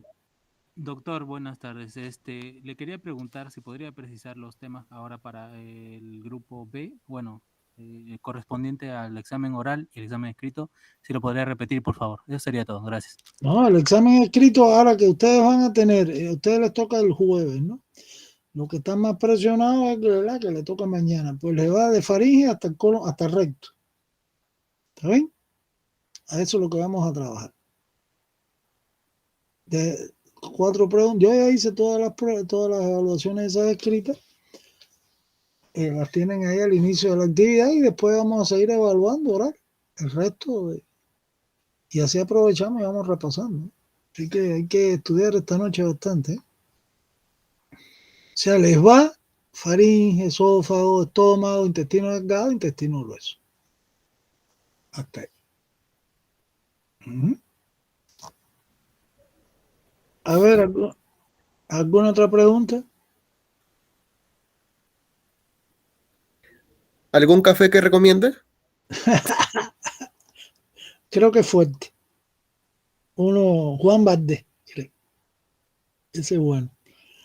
Óigame, pues, bueno, está aquí. A estudiar, señor, ¿eh? No hay otra. Doctor, disculpe. A ver, dígame. Quería hacerle una consulta. Estaba leyendo por ahí y escuché de que el cáncer de páncreas es muy agresivo, pero no sé la razón. El problema del cáncer del páncreas, como tiene este órgano una situación tan profunda, acuérdense que está aplicado a la pared posterior y está cubierto por el peritoneo parietal posterior, imagínate tú, y todas las relaciones anteriores que hoy estuvimos hablando hoy, pues a veces el diagnóstico ya se hace muy tardío. Cuando ya inclusive el páncreas ha producido, si tiene un cáncer, un carcinoma de cabeza de páncreas, que eso es tremendo, porque obstruye todo el colédoco y todas las vías biliares, pues va a diagnosticarse tarde y va a tener ya metástasis. ¿Sí? Entonces, ese es el problema de estos órganos profundos, que a veces los pacientes no tienen la posibilidad de ir todos los años al médico para que se chequeen, a veces van para que se chequeen, pero no lo chequean de una forma profunda, ¿no? Buscando una serie de cuestiones de acuerdo a la edad o a los interrogatorios del paciente que usted encuentra. Y cuando ya viene el problema final, porque viene con un dolor, con un ítero avanzado, en este caso de un cáncer de cabeza de páncreas, pues que el hombre se pone muy amarillo y una serie de reacciones cutáneas que se producen, pues aparte del dolor en barra tremendo que le expliqué que tiene, pues resulta que ya no se puede hacer prácticamente nada porque está invadido otros órganos. Son muy invasivos, estos órganos, y se diagnostican muy tarde. Son órganos muy profundos, inclusive la cirugía del páncreas es bien complicada. Usted el páncreas abre el abdomen y no lo ve. Como no ve la aorta, no ve ningún vaso sanguíneo de esto de la pared posterior, no ve el uréter, no ve el riñón, no ve las glándulas suprarrenales, no puede ver el duodeno directamente, porque son órganos retroperitoneales. Tienen que coger con su bisturí o con la tijera y cortar el peritoneo parietal posterior. Y entonces ahí ya puede localizar estos órganos. O abordarlo, el caso del riñón, digamos, del uréter, por la espalda, ¿no? Y ahí sí entra por otra vía, a la pared posterior del abdomen. Entonces esto es serio, el diagnóstico de estos órganos profundos. El páncreas es tremendo la situación. Pero bueno, hay muchas pruebas diagnósticas de laboratorio que se estudian también con el páncreas. Y en la tomografía actual y la resonancia magnética, claro que se ve el tumor. Pero el que no tenga seguro cuánto cuesta una resonancia magnética, no es fácil. Entonces, ¿alguna otra pregunta?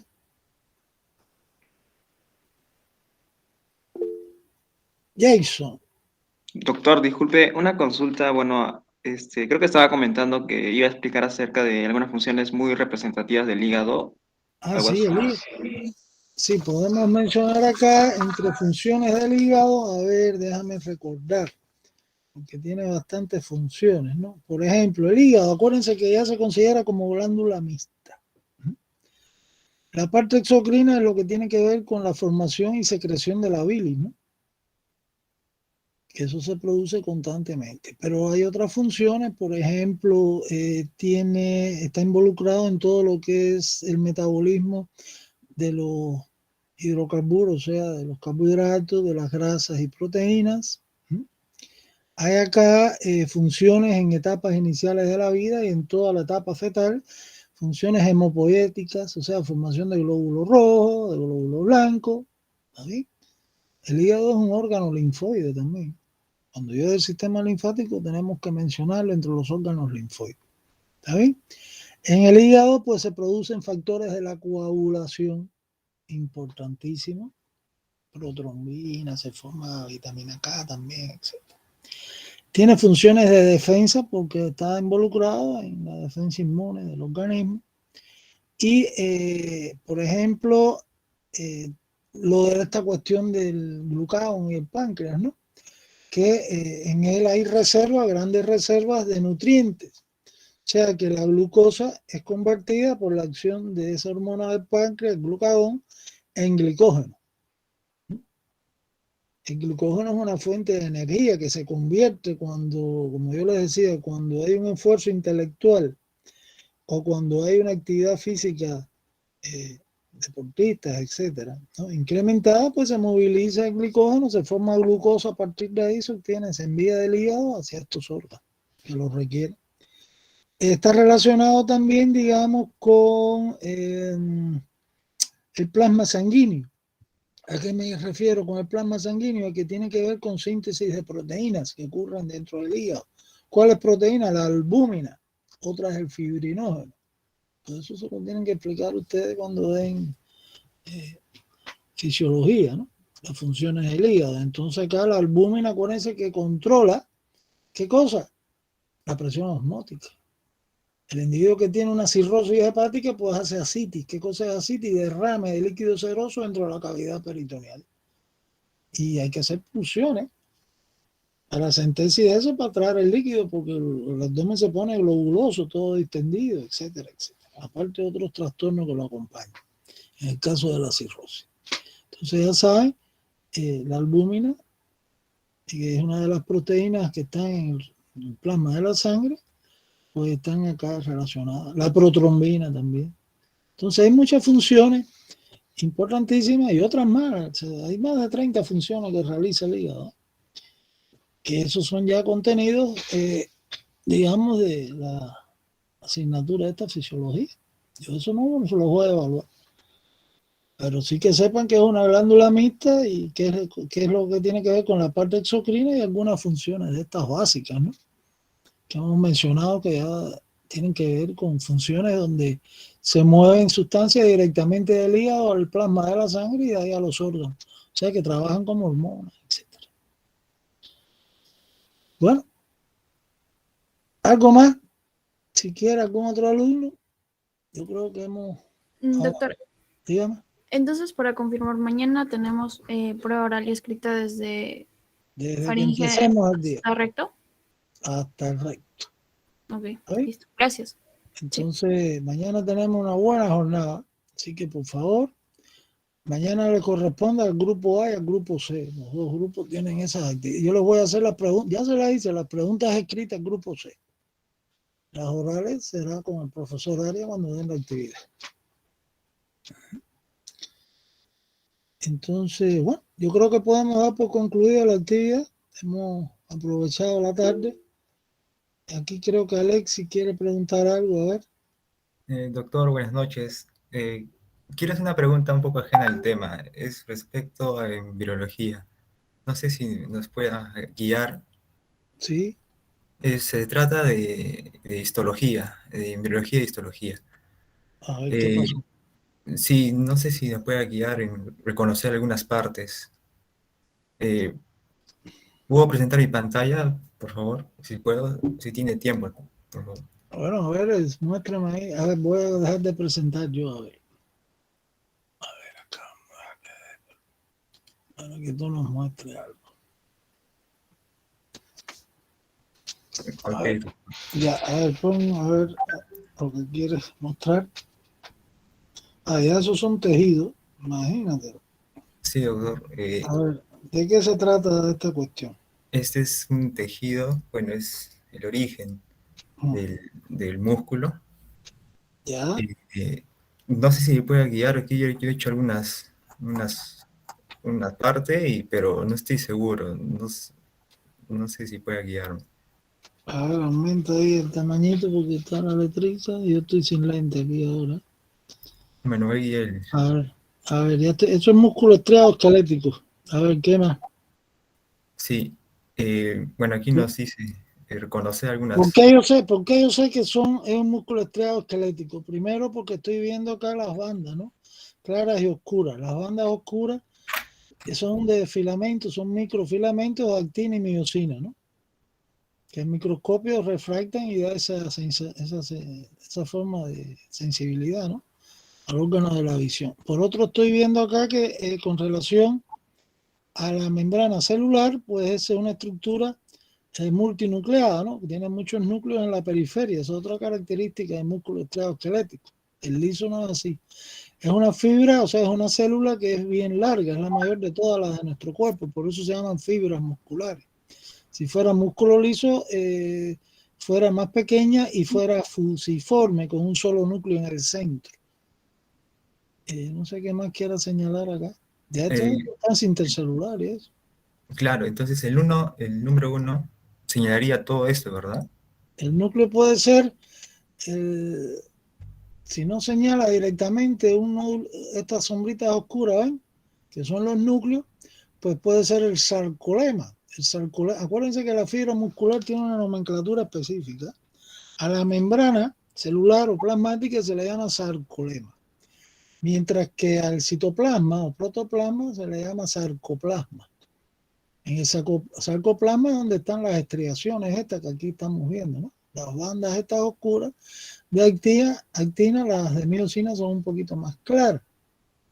Son las miofibrillas que forman lo que es la sarcómera, la unidad funcional del músculo, ¿no? De la fibra muscular, la que hace que se contrae. No, aquí el número 3 sí me parece que es el núcleo, ¿no? Me parece que es el núcleo. O un núcleo. Aquí podría ser ya un señalamiento, la membrana nuclear, el sarcolema, digamos. A ver, ¿qué otra cosa? La 4, doctor, esto siempre tuve duda, no estoy muy seguro. Mira, ven, aquí hay un elemento, ven acá.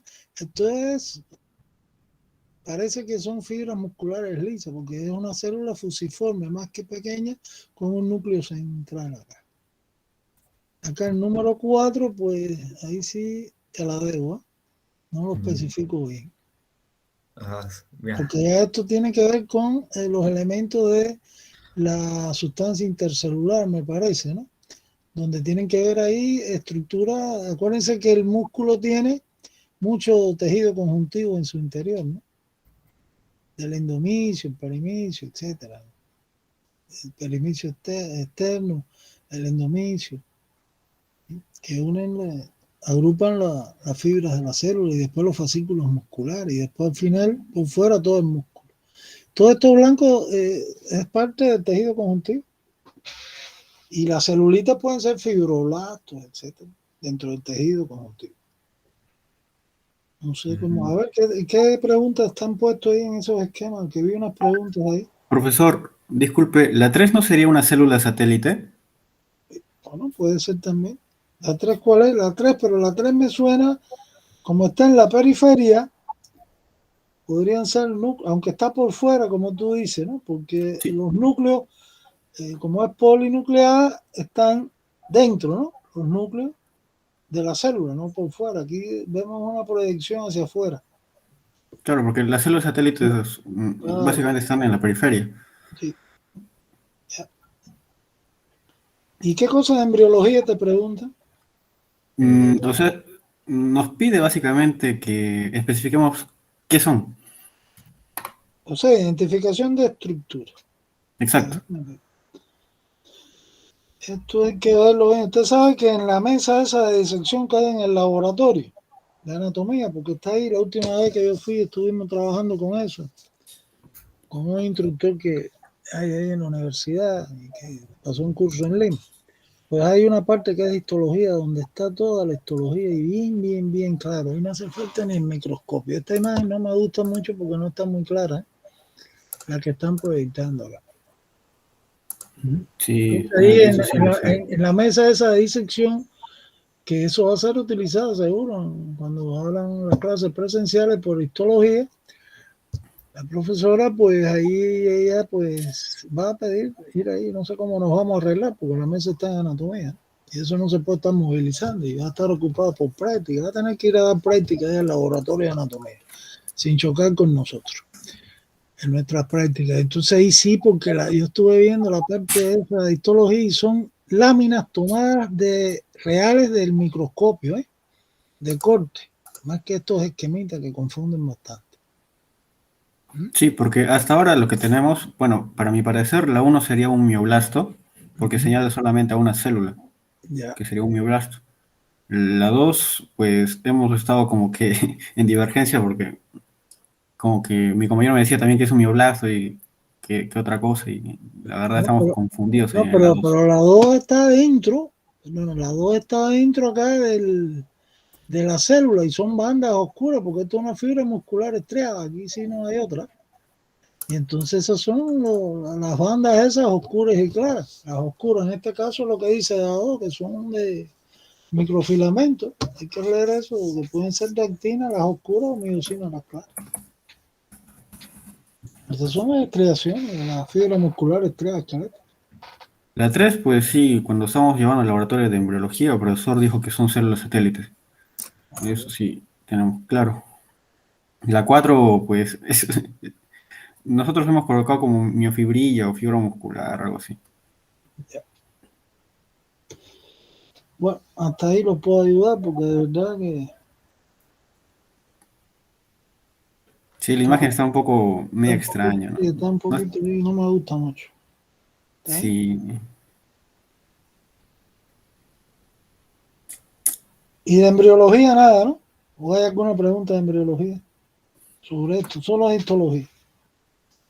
Es la última que tenemos, porque ya hemos respondido el resto. Ah, bueno. Tienen una pila de preguntas. Ya tú sabes. Ya, ok, doctor.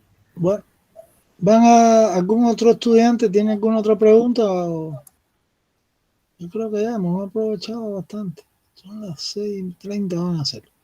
Bueno, entonces, señores, cierro el micrófono. Continuamos mañana con el grupo A y C. Y cualquier problema a través de Jordan me lo comuniquen. Yo creo que no hay nada, todo está claro. Y que tengan buenas noches. Mañana continuamos. Entonces, hasta luego. Hasta luego, profesor. Chao, chao. Hasta luego, doctor.